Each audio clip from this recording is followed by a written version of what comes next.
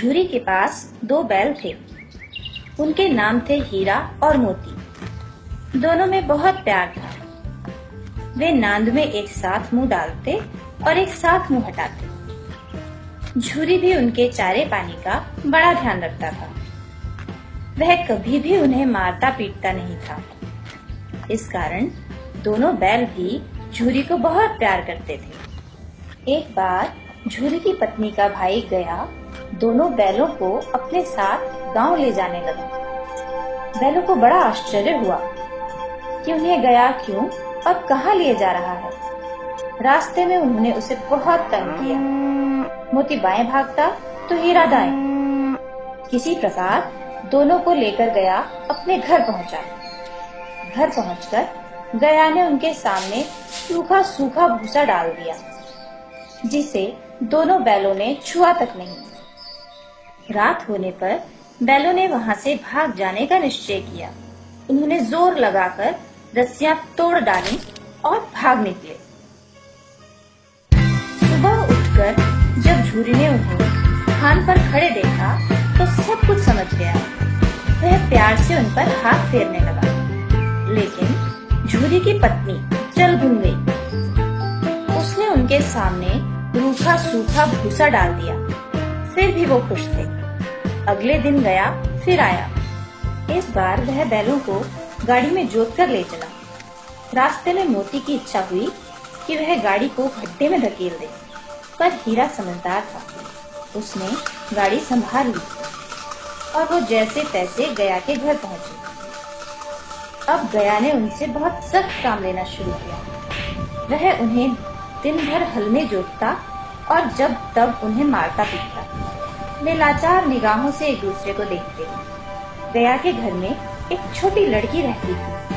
वह रात को चुपके से उन्हें रोटी खिलाती। दोनों बैल उसके प्यार के आगे अपना अपमान भूल जाते। एक दिन मोती रस्सी तोड़ने का प्रयास कर रहा था कि वह लड़की वहां आ गई और उसने दोनों बैलों को खोल दिया। दोनों वहां से भाग निकले।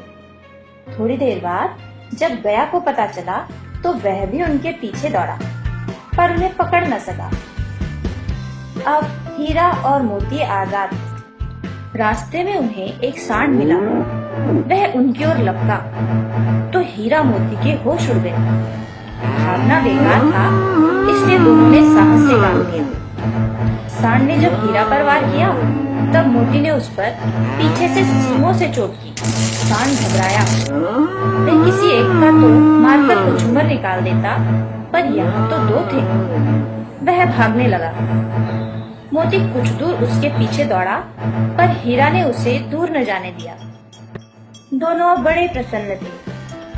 आगे चले तो मटर का खेत दिखाई दिया। धूप तो लग ही रही थी। हरी हरी मटर देखकर उनकी भूख और भी तेज हो गई। वे खेत में घुस गए और मटर खाने लगे। अभी पेट भरा भी नहीं था कि खेत के रखवालों ने उन्हें चारों ओर से घेर लिया और कांजी हौज में बंद कर दिया। हीरा और मोती ने देखा कि कांजी हौज में और भी कई जानवर बंद थे। यहाँ कहाँ आ फंसे, उन्होंने सोचा। रात हुई।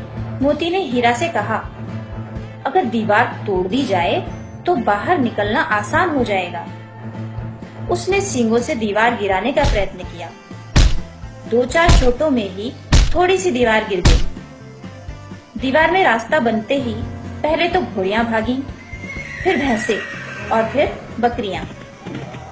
मोती ने गधों को भी सींग मार मार कर भगा दिया। उसने हीरा से भी भाग चलने को कहा, पर हीरा ने मना कर दिया। सुबह होने पर कांजी हौस वालों ने हीरा और मोती को नीलाम कर दिया। नीलामी में सबसे ऊंची बोली बोलकर एक व्यापारी ने उन्हें खरीद लिया। अब वह उनका नया मालिक था। वह दोनों को अपने गांव की ओर ले चला। मार खाते खाते और भूख सहते सहते दोनों बहुत कमजोर हो गए थे। वे चुपचाप व्यापारी के साथ चलने लगे। एक स्थान पर रास्ता उन्हें जाना पहचाना लगा, तो न जाने कहां से उनमें दम आ गया। वे दोनों तेजी से भागे। आगे आगे बैल, पीछे पीछे व्यापारी। जब तक वह उन्हें पकड़े तब तक दोनों बैल अपने घर पहुंच चुके थे। बैलों को वापस देखकर झूरी को बड़ी खुशी हुई। वह उनसे लिपट गया। इतने में व्यापारी भी वहां आ पहुंचा। मोती ने आओ देखा ना ताओ, वह व्यापारी पर झपटा। व्यापारी जान बचाकर वहां से भागा। झूरी की पत्नी भी वहां आ गई और उसने दोनों बैलों के माथे चूम लिए।